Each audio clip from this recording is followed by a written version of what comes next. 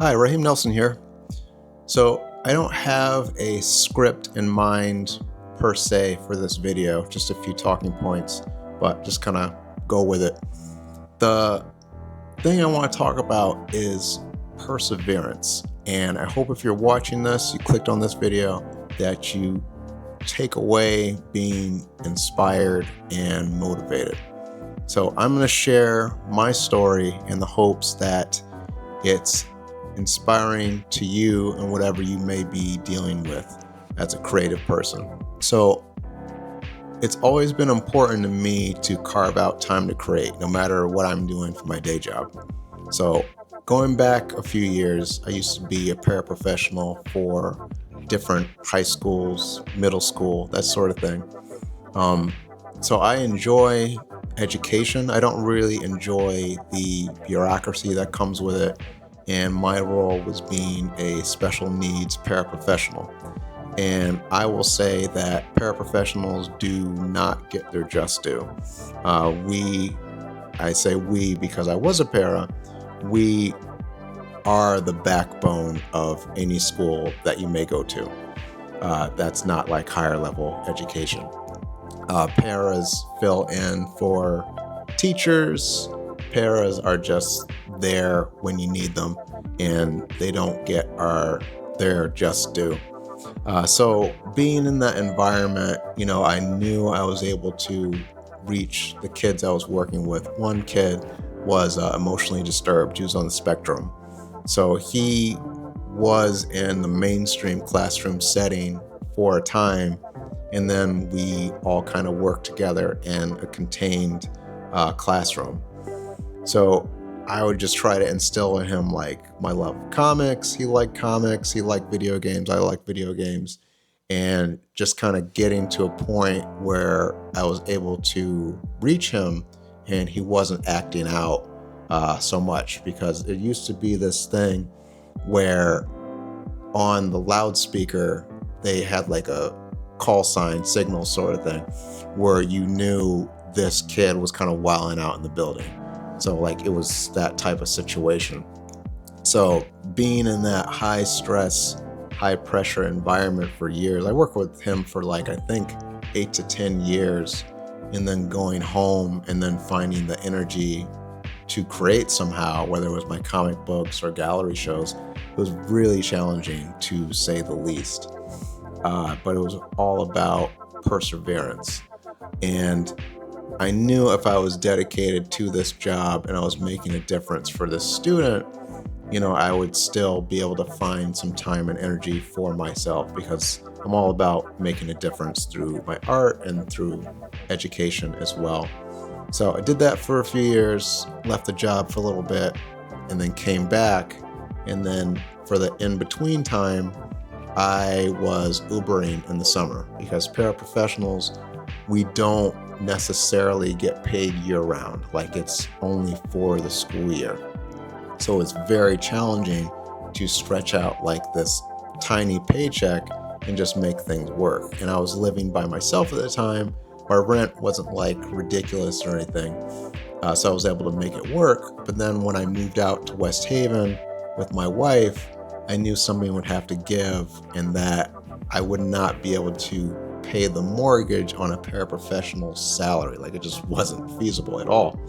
It was like pretty much I would have to freelance, in cartooning, which is my field, illustration, graphic design. I would have to take on those jobs. I mean, I wanted to take on work anyway, but I would absolutely have to take on additional work outside of my day job as a paraprofessional just to make ends meet. And if I was having a slow month or a slow summer, then, there's like bills wouldn't get paid, mortgage wouldn't get paid. So it was an issue. So one summer, I had just reached my breaking point. I was like, okay, got to do something else. So I tried to Uber for the whole summer. And I've met Uber drivers that make it their main thing. I tried it for one summer. It didn't work for me to pay all the bills that I wanted to, plus the mortgage, and actually keep my sanity and actually create and have a social life. Like, it just didn't really work for the type of life that I wanted to lead and the type of life that I wanted to have with my wife. So did that for the summer, really struggled, picked up some freelance work here and there. And then towards the end of the summer, I ended up going on LinkedIn, just looking for jobs consistently, and then happened upon a position that was open for the Milford Arts Council as a marketing director. And I had some marketing experience with different organizations in New Haven and with a climate change nonprofit called 2030 or Bust. So all that was on my resume. So I figured it would be cool to work in the arts for my day job, but be in like an arts admin type of position.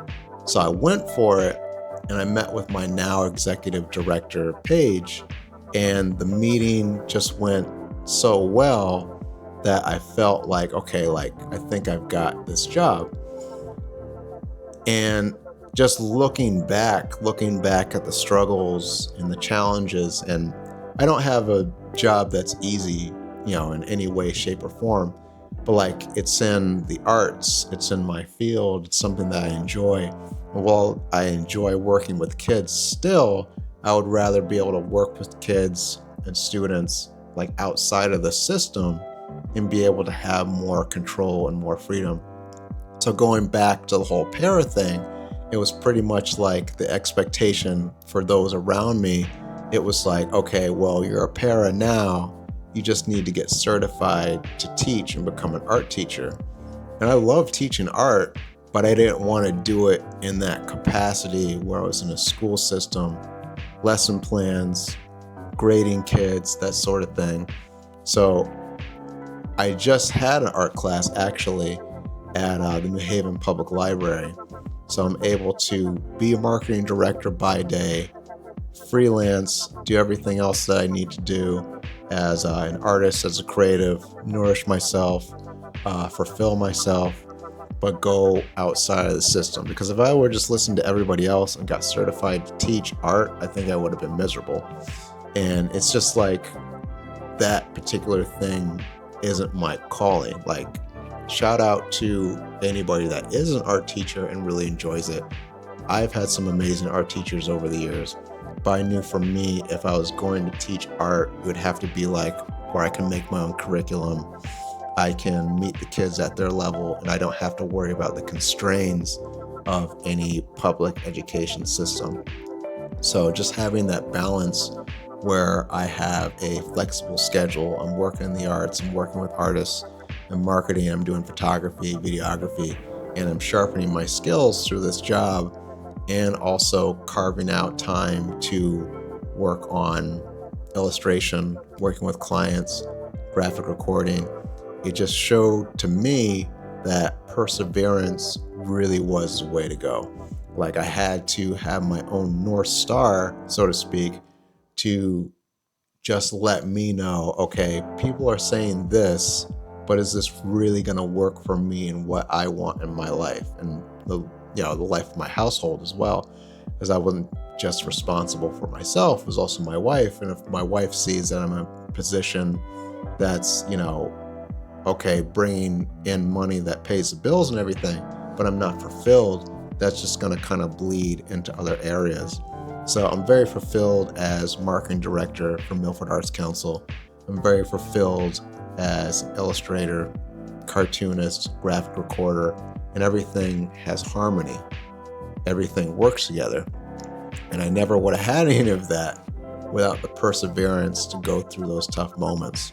So if you made it to the end of the video, I just want to leave you with the fact that perseverance is really necessary for getting what you want in life. Also having a great support system as well. People that are going to support what you do as a person, as a creative person, whatever you're into. But perseverance definitely helped me get to where I am today. And that's the message of the video. If you made it to the end and you like what you see, you like everything else on my channel, go check that stuff out too. I post videos and shorts regularly. Please like and subscribe. It helps the channel a lot. I'm definitely going to do more of these sit-down videos because I have a lot to say on some of the unique experiences that I've had, and I create these videos to help anybody that may be watching. See you next time.